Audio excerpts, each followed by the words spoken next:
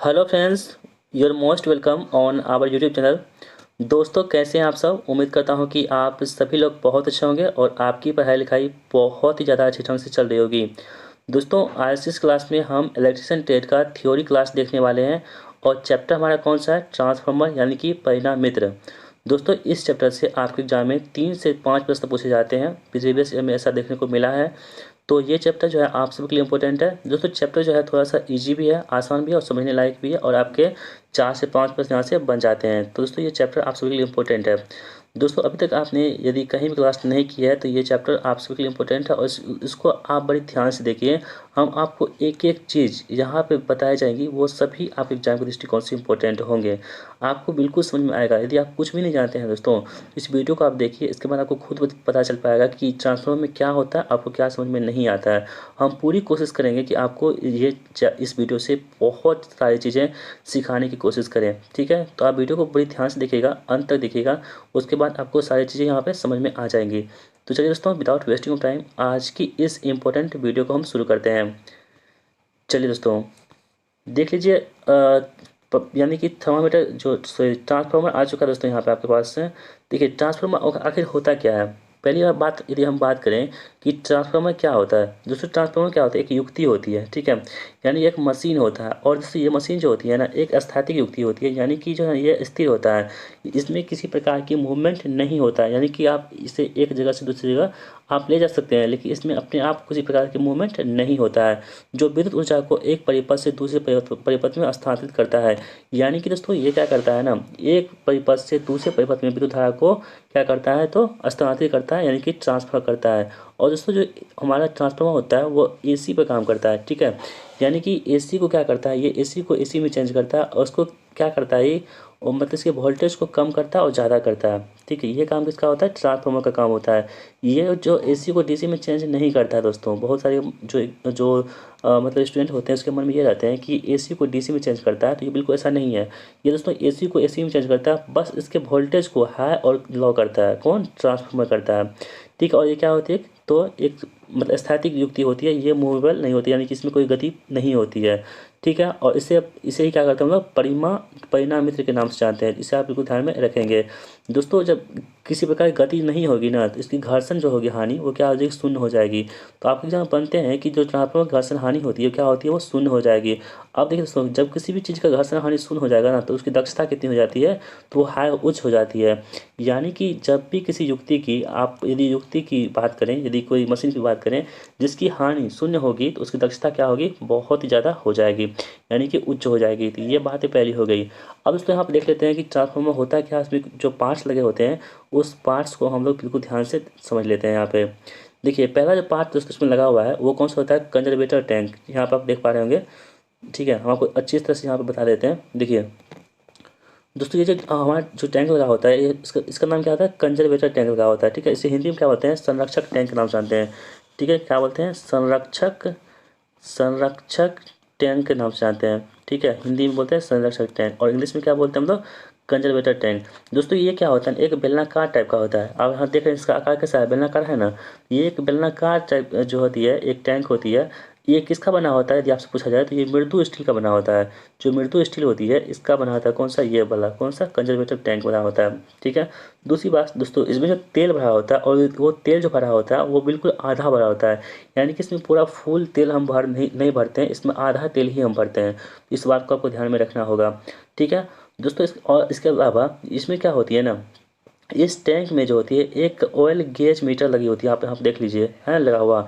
ये जो क्या होता है, एक ऑयल गेज जो होती है, यानी कि मापने के लिए कि तेल कितनी भरी है कितनी नहीं भरी है, उसके लिए उसमें हम क्या करते हैं, एक जो है ऑयल लेवल गेज मीटर यहाँ पे लगा देते हैं, जैसा कि आपको देखने को मिल रहा होगा। ठीक है, और इस टैंक के साथ क्या होता है, ब्रीदर भी लगा होता है, जो नीचे आपको देखने को मिलेगा। ठीक है, तो ये बात हो गई किसकी, तो कंजर्वेटर टैंक की। तो कंजर्वेटर टैंक से आपको क्या सीखने को मिला है कि ये जो है इसकी आकृति किस प्रकार होती है, तो इसकी आकृति होती है बेलनाकार प्रकार की। दूसरी बात दोस्तों, यहाँ जो इसकी ये क्या होती है, तो किसकी बनी होती है, तो ये मृदु स्टील की बनी होती है। इसे भी आप बिल्कुल ध्यान में रख सकते हैं। इसके अलावा दोस्तों ये क्या होती है, आधा भरी होती है, ठीक है, यानी कि इसमें फुल हम तेल नहीं भर सकते हैं। और ये तेल के संकुचन व फैलाव में सहायक होती है, यानी कि तेल को कम करना और फैलाने में कौन सहायक होती है, तो हमारा यही संरक्षक टैंक यानी कि कंजर्वेटर टैंक जो होती है वो सहायक होती है। तो दोस्तों ये बातें हो गई कंजर्वेटर टैंक की। अब हम दोस्तों बात कर लेते हैं यहाँ पे आगे, ठीक है। देखिए दूसरा जो पार्ट दोस्तों यहाँ पे है, ये भी आपको बताए थे, यहाँ पे जो ऑयल गेज मीटर लगा हुआ है, ठीक है। दोस्तों दूसरा बात क्या है हमारे पास, तो ये है बुशिंग, ठीक है। दोस्तों बुशिंग क्या होता है ना, बुशिंग की हम बात कर लेते हैं। तो बुशिंग दोस्तों क्या होता है, ट्रांसफार्मर में सप्लाई वोल्टेज का इनपुट प्रदान करने के लिए लो वोल्टेज आउटपुट प्रदान करता है, कौन सा, बुशिंग, ठीक है। दोस्तों ये जो बुशिंग होता है ना, किसका बना होता है, जैसे ऐसे प्रश्न करें कि बुशिंग किसका बना होता है, तो आपको पोर्सलिन का बना होता है, किसका, तो बुशिंग जो होता है वो पोर्सलिन नामक पदार्थ का बना होता है। इसे बिल्कुल ध्यान में रखेंगे, जो आपके एग्जाम के दृष्टिकोण से बहुत इंपॉर्टेंट है। तो क्वेश्चन पूछेगा आपसे कि बुशिंग किसका बना होता है, तो आपको बताना होगा दोस्तों, जो बुशिंग होती है वो आपका पोर्सलिन का बना होता है। और दोस्तों पोर्सलिन क्या होता है, एक चीनी मिट्टी होता है, और ये क्या होता है, कुचालक होता है, क्या होता है, कुचालक होता है। आप लोगों ने जरूर देखा होगा, जो मतलब चॉकलेटी कलर का होता है ना ये, आप लोगों ने ट्रांसफॉर्मर देखा होगा तो जरूर देखा होगा इसको, ये चॉकलेटी कलर का होता है, चीनी मिट्टी का बना होता है। और इसको हम जिसको क्या नाम है, तो पोर्सलिन के नाम से भी हम लोग इसे जानते हैं। तो इसे बिल्कुल ध्यान में आप रखिएगा, ठीक है। और दोस्तों ये क्या होती है, कुचालक होती है, ठीक है, मतलब कुचालक होती है, इसमें जो है ना बिजली आर पार नहीं जाती है। तो इसे आप बिल्कुल ध्यान में रखेंगे। दोस्तों एक बात और समझिए, यहाँ पे जो बूस्टर दो प्रकार के होते हैं, एक छोटा बूस्टर होता है, एक बड़ा बूस्टर होता है। जो दोस्तों जो उच्च वोल्टेज के लिए किसका प्रयोग करते हैं, यानी हाई वोल्टेज के लिए हम लोग बड़े बूस्टर का प्रयोग करते हैं। जो बड़ा बूस्टर लगा होता है यहाँ पे देख पा रहे होंगे आप, तो बड़ा बूस्टर के लिए किसका प्रयोग करते हैं, यानी कि हाई वोल्टेज के लिए हम लोग क्या करते हैं, बड़े बूस्टर का प्रयोग करते हैं। और जो लो वोल्टेज होती है, लो वोल्टेज के लिए किसका प्रयोग करते हैं हम लोग, छोटे बुशिंग का प्रयोग करते हैं, सॉरी बुशिंग का प्रयोग, हम बूस्टर बोल दिए थे, गलत बोल दिए थे, उसके लिए सॉरी। देखिए लो वोल्टेज के लिए किसका प्रयोग करते हैं हम लोग, छोटे बुशिंग का प्रयोग करते हैं। और हाई वोल्टेज के लिए किसका प्रयोग करते हैं हम लोग, बड़े बुशिंग का प्रयोग करते हैं। तो इस बात को आपको बिल्कुल ध्यान में रखना होगा। तो दोस्तों बुशिंग के बारे में आपको क्या बताया, बुशिंग जो किसका बना होता है, तो पोर्सलिन का बना होता है, जो एक चीनी मिट्टी होता है, और ये क्या होता है, कुचालक होते हैं, ठीक है। इसे भी बिल्कुल ध्यान में रखना होगा। और हाई वोल्टेज के लिए दोस्तों हम बुशिंग का आकार क्या करते हैं, हम बड़ा लेते हैं, और जो निम्न वोल्टेज के लिए क्या होती है, बुशिंग का आकार छोटा होता है। दोस्तों बुशिंग से एक बात और ध्यान में रखिएगा, जैसे कि आपको बता दें, जैसे 33 किलो वोल्ट है ना, 33 किलो वोल्ट से अधिक वोल्ट के लिए किसका प्रयोग करते हैं, तो 33 किलो वोल्ट से अधिक वोल्ट के लिए किसका प्रयोग करेंगे हम लोग, तो तेल बुशिंग का प्रयोग करेंगे, किसका, तेल बुशिंग का प्रयोग करेंगे।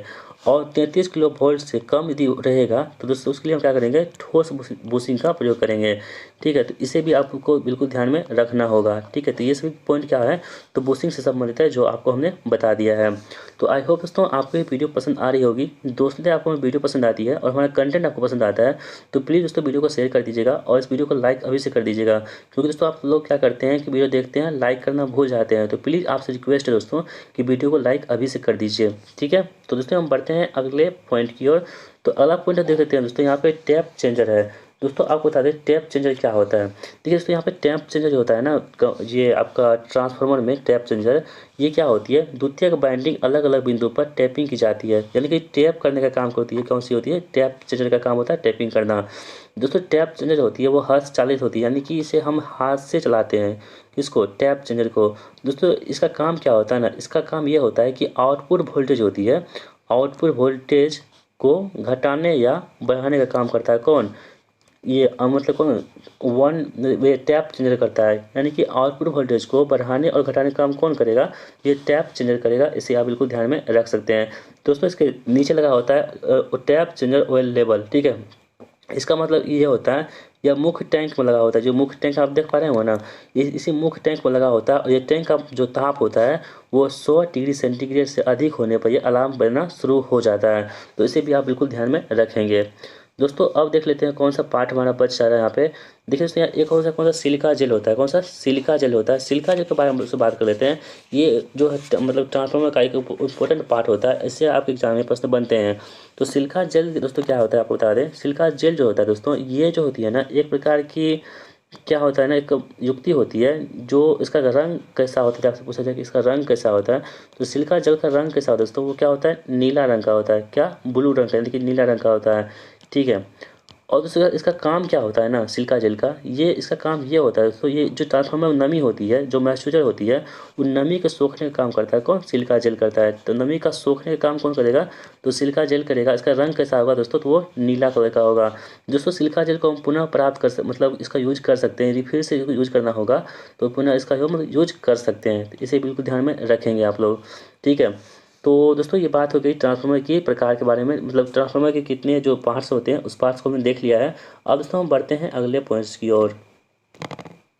दोस्तों अगर आपसे प्रश्न किया जाए कि ट्रांसफार्मर किस सिद्धांत पर काम करते हैं, तो आपको बताना होगा दोस्तों कि ट्रांसफार्मर जो है आपके पारस्परिक प्रेरण यानी कि म्यूचुअल इंडक्शन या अनन्य प्रेरण के सिद्धांत पर कार्य करता है।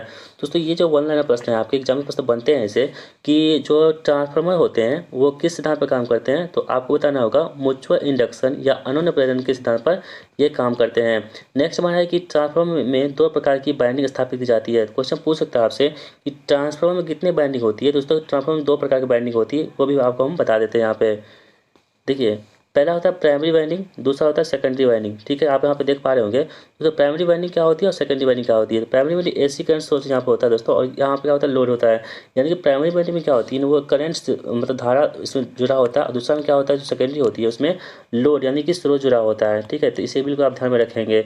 तो इसे आप यदि ध्यान में रखते हैं दोस्तों तो यहाँ पे आपका जो है प्राइमरी वाइंडिंग और सेकेंडरी वाइंडिंग यहाँ पे क्लियर हो जाएगा आपका, ठीक है। देखिए दोस्तों यहाँ पे बताया गया है कि प्राइमरी वाइंडिंग क्या होता है। प्राइमरी वाइंडिंग की बात करें तो दोस्तों जिस वाइंडिंग की विद्युत सप्लाई में संयोजित कर दिया जाता है, यानी कि आपको हम बताया ना जिसमें धारा होगी यानी कि विद्युत सप्लाई उसे मतलब प्रवाहित होगी, वह क्या होगी प्राथमिक वाइंडिंग होगी यानी कि प्राइमरी वाइंडिंग हो जाएगी। और दोस्तों सेकेंडरी वाइंडिंग क्या होती है, जिस वाइंडिंग को भार में संयोजित किया जाता है यानी लोड में संयोजित किया जाता है, वे क्या होते हैं द्वितीयक वाइंडिंग यानी कि सेकेंडरी वाइंडिंग हो जाएगी। तो आप यहाँ पे देख पा रहे होंगे, ठीक है। तो हम आपको बता चुके हैं ये वाला चीज़। देखिए दोस्तों अब ये एक इंपॉर्टेंट चीज़ है ट्रांसफार्मर का विद्युत वाहक बल के बारे में यानी कि ईएमएफ के बारे में बता दें आपको। तो ट्रांसफार्मर का जो विद्युत वाहक बल होती है ना, ये दोस्तों ये इंपॉर्टेंट है। इसका जो मतलब सूत्र ये जो होता है वैल्यू ई बराबर कितना होता है, तो 4.445 एम एफ एन हो दोस्तों।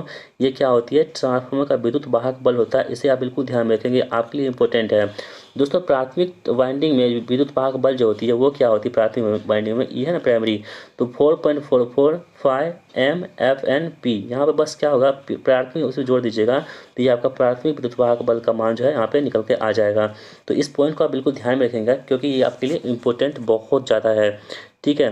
दोस्तों हम बढ़ते हैं आगे। अब देखिए द्वितीयक बाइंडिंग में विद्युत वाहक बल क्या हो जाएगा, तो दोस्तों इसमें सिर्फ आपको क्या करना है ना, जहाँ पे प्राइमरी लगा हुआ था वहाँ पे आप सेकेंडरी कर देंगे, यानी कि सेकेंडरी मतलब द्वितीय कर देंगे।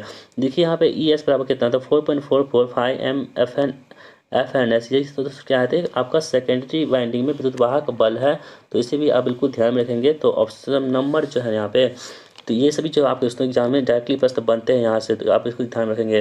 दोस्तों यहाँ पे देख पा रहे होंगे कि 5M क्या होती है अधिकतम फ्लक्स होती है, और F आवृत्ति दे रखी है, और N है लगाए गए टर्नों की संख्या जो होती है दोस्तों वे दे रखा है यहाँ पे। तो आपको बिल्कुल समझ में यहाँ पे आ गया होगा।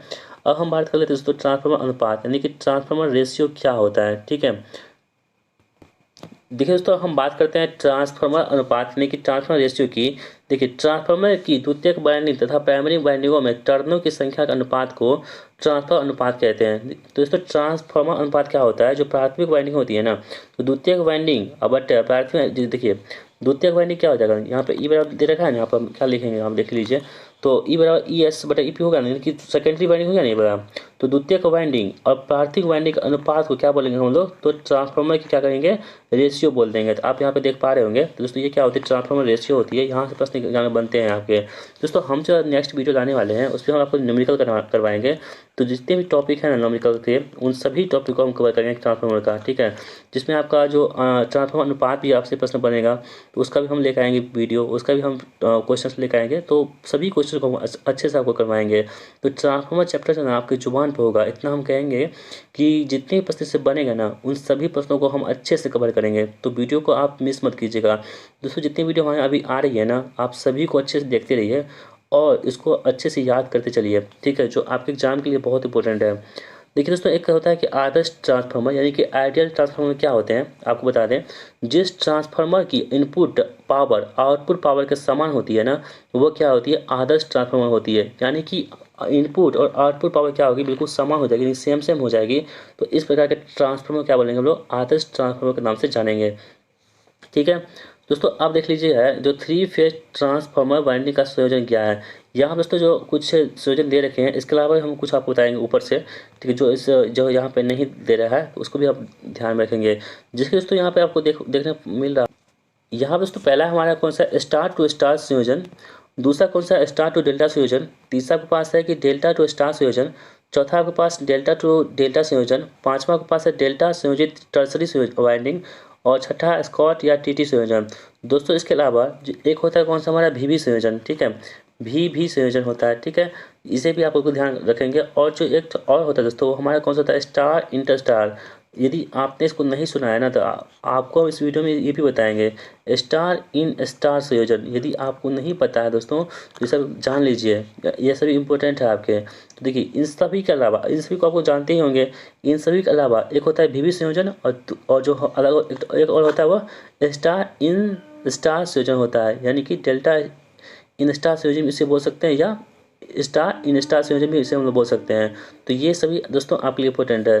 तो चलिए हम बारी बारी से इसको पढ़ना स्टार्ट कर देते हैं। पहला हमारा कौन सा स्टार टू स्टार संयोजन। दोस्तों इसमें क्या होता है ना, इसका आप काम याद रखिए, इसमें क्या क्या होता है, बस वही आपके एग्जाम में प्रश्न पूछे जाते हैं। तो स्टार टू स्टार संयोजन में क्या होता है, इसका उपयोग उच्च वोल्टेज एवं उच्च शक्ति वाले ट्रांसफार्मर में उपयोग करते हैं। क्वेश्चन हमसे पूछ सकता है कि स्टार टू स्टार संयोजन जो वाइंडिंग होती है ट्रांसफार्मर की 3 फेज वाली, उसमें क्या होता है, इसका उपयोग किस में करते हैं। तो इसका उपयोग हम लोग करते हैं वो उच्च वोल्टेज यानी कि हाई वोल्टेज एवं उच्च शक्ति वाले ट्रांसफार्मर में इसका इस्तेमाल करते हैं। किसका, तो स्टार टू स्टार संयोजन का। अगला दोस्तों हम देख लेते हैं स्टार टू डेल्टा संयोजन। तो इसका उपयोग इसमें करते हैं वोल्टेज स्टेप अप ट्रांसफार्मर में किया जाता है, यानी कि स्टेप अप जो ट्रांसफार्मर होते हैं उसमें किसका इस्तेमाल करते हैं आपसे पूछा जाए तो आपको बताना होगा दोस्तों स्टार टू डेल्टा का संयोजन का इसमें हम लोग इस्तेमाल करते हैं। नेक्स्ट हमारा है कि डेल्टा टू स्टार संयोजन। दोस्तों डेल्टा टू स्टार संयोजन की बात कर लेते हैं यहाँ पे। दोस्तों ये इसमें किसका प्रयोग करते हैं, तो इसका उपयोग वोल्टेज स्टेप डाउन और स्टेप के लिए इसका उपयोग करते हैं। यानी कि दोस्तों आप देख पा रहे होंगे जो डेल्टा टू स्टार संयोजन है ना, इसका उपयोग हम लोग किस में करते हैं, तो इसका उपयोग वोल्टेज स्टेप डाउन ट्रांसफार्मर के लिए करते हैं, और स्टेप अप के लिए किसका प्रयोग करते हैं, डेल्टा टू डेल्टा, और जो है स्टेप डाउन के लिए किसका प्रयोग करते हैं, तो डेल्टा टू स्टार का प्रयोग करते हैं। इसे आप याद रखेंगे क्योंकि ये आप सभी के लिए इंपॉर्टेंट है। अगला दोस्तों हमारा है कि डेल्टा टू डेल्टा, इसमें क्या करते हैं हम लोग दोस्तों, इसका उपयोग निम्न वोल्टेज एवं उच्च शक्ति के वाले ट्रांसफार्मर में किया जाता है। क्वेश्चन पूछ सकता है आपसे कि निम्न वोल्टेज वाले एवं उच्च शक्ति वाले ट्रांसफार्मर में किसका प्रयोग करते हैं, तो डेल्टा टू डेल्टा का हम लोग प्रयोग करते हैं। तो यहाँ पे आप बिल्कुल ध्यान में रखेंगे इस चीज़ों को।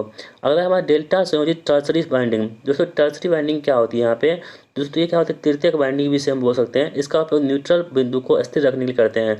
दोस्तों जो हमारा तृतीय यानी कि टर्सरी संयोजन होते हैं ना, इसका प्रयोग यही होता है कि न्यूट्रल बिंदु को स्थिर प्रदान करने के लिए इसका हम लोग प्रयोग करते हैं। तो ऑप्शन क्या, ये क्या होगा, सही हमारा हो जाएगा। अगला दोस्तों हमारा एक स्कोर तथा टीटी संयोजन। स्कोर तथा टीटी संयोजन क्या होता है, इसका उपयोग जो होता है दोस्तों वो 3 फेज सप्लाई को 2 फेज सप्लाई में परिवर्तित करने के लिए किया जाता है। क्वेश्चन पूछ सकता है आपसे कि 3 फेज सप्लाई को 2 फेज सप्लाई में परिवर्तन करते हैं, ठीक है, तो वो किसके द्वारा करते हैं दोस्तों, तो वो आपका होता है स्कॉट अथवा टीटी संयोजन के द्वारा इसका हम लोग प्रयोग करते हैं। तो इसे बिल्कुल ध्यान में आप लोग रखेंगे, ठीक है। दोस्तों एक और हम बताए थे आपको वीवी संयोजन, बताए थे ना, जो इसमें आपको नहीं दे रखा है। दोस्तों वीवी संयोजन क्या होता है आपको बता दें। वीवी संयोजन दोस्तों क्या होता है ना, दोस्तों वीवी संयोजन का प्रयोग कहाँ करते हैं, तो इसका प्रयोग हम लोग करते हैं ओपन डेल्टा संयोजन में, ठीक है। मतलब इसका नाम क्या है ना, ओपन डेल्टा संयोजन इसका दूसरा नाम है। यदि आपसे प्रश्न किया जा सकता है कि वीवी संयोजन का अन्य नाम क्या है दोस्तों, तो आपको बताना होगा ओपन डेल्टा संयोजन है, ठीक है। दोस्तों इसका काम ये होता है ना, 3 फेज में से एक फेज खराब होने पर इसका उपयोग कर लिया जाता है। यानी कि यदि आपका 3 फेज होगा, यदि 3 फेज में से कोई एक फेज खराब हो जाएगा ना, तो इसका इस्तेमाल कर सकते हैं। किसका, वीवी संयोजन का इस्तेमाल हम लोग इसमें कर सकते हैं। इसे आप बिल्कुल ध्यान में रखेंगे। और दोस्तों इसका और काम क्या होता है, ये निम्न विभव व निम्न शक्ति पर काम करता है, ठीक है। ऐसा ट्रांसफार्मर जिसमें निम्न विभव व निम्न शक्ति हो, यानी कि निम्न विभव और निम्न शक्ति हो, कौन सा, निम्न विभव और निम्न शक्ति हो, तो ऐसे ट्रांसफार्मर में किसका प्रयोग कर देंगे दोस्तों, तो वो मतलब वीवी संयोजन का प्रयोग कर सकते हैं, ठीक है। तो इसे भी आप बिल्कुल ध्यान में रखेंगे। इसके अलावा एक और हम आपको बता देते हैं, एक होता है स्टार इन स्टार संयोजन। क्या होता है, स्टार इन स्टार संयोजन। ये इसका प्रयोग हम लोग किस में करते हैं, देखिए दोस्तों स्टार इन स्टार संयोजन होते हैं सदैव जो होती है द्वितीयक बाइंडिंग में होता है। ये जो सेकेंडरी बाइंडिंग होती है ना, उसमें क्या होती है, स्टार इन स्टार संयोजन होती है। कौन सी? द्वितीयक बाइंडिंग में। इसे भी आप बिल्कुल ध्यान में रखेंगे दोस्तों।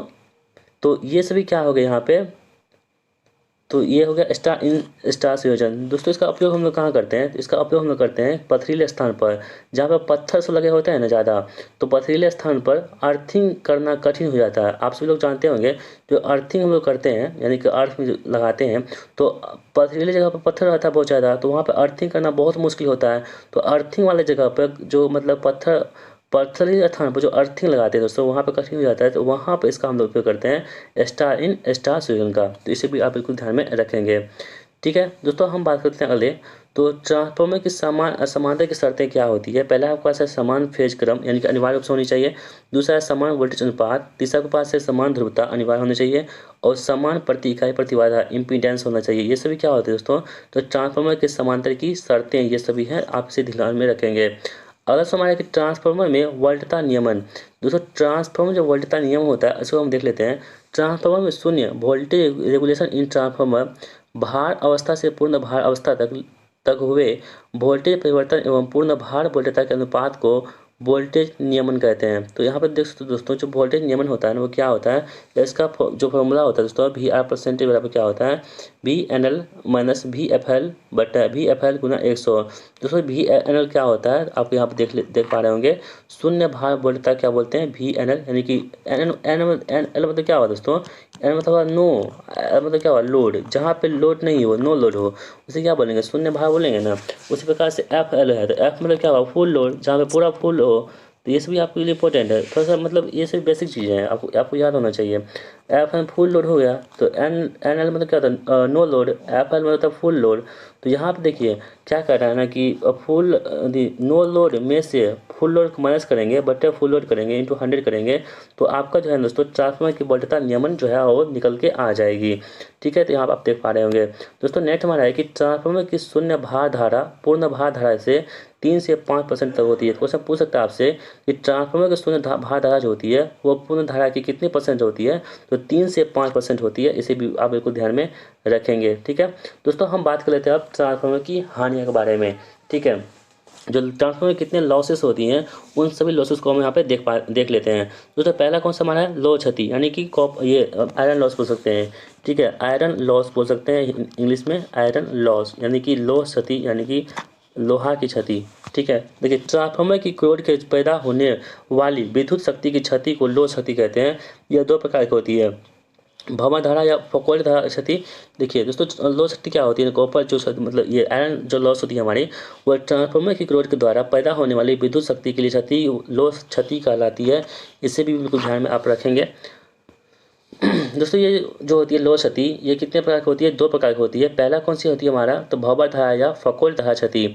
ट्रांसफार्मर की कोर में विद्युत वाहक बल उत्पन्न होने के कारण प्रवाहित होने वाली धारा अनावश्यक रूप से विद्युत की क्षति करती है। इसे क्या बोलते हैं हम लोग, भंवर धारा हानि कहते हैं। इन धाराओं की खोज फौकॉल्ट द्वारा की गई थी, इसलिए इस धारा को फौकॉल्ट धारा भी कह सकते हैं। क्वेश्चन पूछ सकता है आपसे कि भंवर धारा की खोज किसने की थी, तो आपको बताना होगा दोस्तों, जो फौकॉल्ट वैज्ञानिक थे उनके द्वारा जो है भंवर धारा की खोज की गई थी, और उन्हीं के नाम पर दोस्तों इसे फौकॉल्ट नाम धारा भी कहते हैं। दोस्तों इसका जो है ना, ये जो होती है इसका सूत्र होता है, इसे आप याद रखेंगे, आपके लिए इंपॉर्टेंट है। तो भंवर धारा का सूत्र क्या होती है, यहाँ पे आप देख पा रहे होंगे, यही क्या होती है, भंवर धारा की सूत्र होती है, आप इसे याद कर लीजिए, आपके लिए इंपॉर्टेंट है। अगला समय है कि हिस्टेरिसिस क्षति। दोस्तों आप जो प्रैक्टिस सेट कर रहे होंगे उसमें आपको सभी बहुत सारे क्वेश्चन में आपको हिस्टेरिसिस हानि देखने को मिलती होगी। तो ये अब ये दोस्तों कितना इंपॉर्टेंट है आप सोच लीजिए, आपके सभी प्रैक्टिस सेट में यहाँ से प्रश्न बनते हैं, तो ये आप सभी के लिए इंपॉर्टेंट है।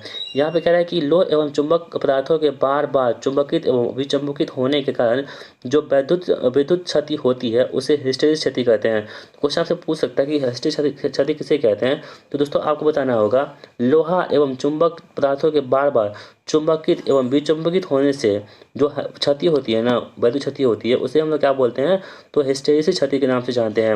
और दोस्तों इसका फॉर्मूला क्या होता है आप यहाँ पे देख पा रहे होंगे। ठीक है, ये दोस्तों आप सभी के लिए इंपॉर्टेंट है, क्योंकि दोस्तों ये सभी जो ऐसे प्रश्न है ना जो आपके एग्जाम में बनते ही बनते हैं यहाँ से, तो इसे आप बिल्कुल ध्यान में रखेंगे। दोस्तों अगला हमारा कौन सा कॉपर लॉस। ठीक है, कॉपर लॉस क्या है, यहाँ पे आप देख पा रहे होंगे जो ताम्र क्षति होती है, इसको इंग्लिश में क्या बोलते हैं हम लोग, कॉपर लॉस के नाम से जानते हैं। तो कॉपर लॉस क्या होता है आपको बता दें, वह क्षति जो बाइंडिंग के प्रतिरोध के कारण विद्युत शक्ति की हानि होती है उसे ताम्र क्षति यानी कि कॉपर लॉस कहते हैं। यानी कहने का मतलब ये हुआ कि एक ऐसा क्षति जो बाइंडिंग के प्रतिरोध के कारण विद्युत शक्ति की हानि होती है ना, उसे हम लोग क्या बोलते हैं, ताम्र क्षति के नाम से जानते हैं। जो इसका फॉर्मूला आप यहाँ पे देख पा रहे होंगे। ठीक है, तो यहाँ पे आप जो है तीनों क्षति को आपने देख लिया है। अब हम बढ़ते हैं अगले जो है टॉपिक की ओर। अगला टॉपिक हमारा दोस्तों है कि ट्रांसफार्मर की क्षतियों का मान ज्ञात करने की विधि। यानी दोस्तों ट्रांसफार्मर जितने भी लॉस होती है उसके हम मान को कैसे ज्ञात कर सकते हैं उसके बारे में हम पढ़ लेते हैं। खुला परिपथ परीक्षण यानी कि ओपन सर्किट टेस्ट। दूसरा कौन सा हमारा, लघु पथित परीक्षण यानी कि शॉर्ट सर्किट टेस्ट। दोस्तों पहला कौन सा हमारा है कि खुला परिपथ परीक्षण, यानी कि इस परीक्षण के द्वारा ट्रांसफार्मर की भार रहित अवस्था में लो क्षति ज्ञात की जाती है। इस परीक्षण को लो वोल्टेज साइड किया जाता है। ठीक है, तो दोस्तों जो खुला ओपन सर्किट टेस्ट होती है इसमें क्या होती है, तो ट्रांसफार्मर की भार रहित अवस्था में लो क्षति ज्ञात की जाती है। इस परीक्षण को लो वोल्टेज साइड किया जाता है। ठीक है, अगला हमारा दोस्तों कि लघु पथित परीक्षण। इसमें क्या करते हैं दोस्तों, इस परीक्षण के द्वारा ट्रांसफार्मर की पूर्ण भार अवस्था में, ठीक है, निम्न वोल्टता वाइंडिंग की शॉर्ट सर्किट करके ताम्र क्षति ज्ञात की जाती है। इस परीक्षण को वो उच्च वोल्टेज साइड किया जाता है। ठीक है, तो दोस्तों आपको पूछा जा सकता है कि किसमें हम लो वोल्टेज साइड करेंगे, तो खुला परिपथ में क्या करेंगे, लो वोल्टेज साइड करेंगे, और उच्च वोल्टेज किसमें करेंगे, तो लघु पथित परीक्षण में क्या करेंगे, उच्च वोल्टेज साइड करेंगे। तो यहाँ पे आप दोनों चीज़ों को आप देख पा रहे होंगे, तो आप इसे ध्यान में रखेंगे। अगला है दोस्तों ट्रांसफार्मर की दक्षता। ठीक है, इफिशियंसी ऑफ ट्रांसफार्मर। दोस्तों देखिए ट्रांसफार्मर की आउटपुट जो होती है, आउटपुट शक्ति तथा इनपुट शक्ति के अनुपात को क्या बोलते हैं, उसकी दक्षता कहते हैं। ठीक है, दोस्तों जो दक्षता क्या होती है ट्रांसफार्मर की, वो होती है ट्रांसफार्मर की आउटपुट शक्ति तथा इनपुट शक्ति के अनुपात को क्या बोलते हैं हम लोग, जो ट्रांसफार्मर की दक्षता कहते हैं। और इसका फॉर्मूला क्या होता है आप यहाँ पे देख पा रहे होंगे, आउटपुट शक्ति बटे इनपुट शक्ति गुना 100। ये क्या होती है, तो ट्रांसफार्मर की दक्षता होती है। और इस दक्षता से कई बार प्रश्न बनते हैं। हमने आपको कई प्रश्न जो है आपको कम्युनिटी टेस्ट में जो टैब होते हैं वहाँ पे हमने आपको दक्षता से संबंधित कई प्रश्न दे चुके हैं। ठीक है, तो देखिए ट्रांसफार्मर की दक्षता क्या होती है, 95% से 97% तक होती है। क्वेश्चन आपसे पूछ सकता है कि ट्रांसफार्मर की दक्षता कितनी होती है दोस्तों, तो आपको बताना होगा 95% से लेकर के 97% के बीच में होती है ट्रांसफार्मर की दक्षता। ठीक है, अगला दोस्तों हमारा है कि पूर्ण दिन दक्षता। विद्युत वितरण प्रणाली में प्रयोग किए गए ट्रांसफार्मर की 24 घंटे कार्य करने की औसत दक्षता को उसकी पूर्ण दिन दक्षता कहते हैं। यानी कि विद्युत वितरण प्रणाली में प्रयोग किए गए ट्रांसफार्मर की 24 घंटे कार्य करने की औसत क्षमता क्या बोलते हैं, उसकी पूर्ण दिन दक्षता कहते हैं।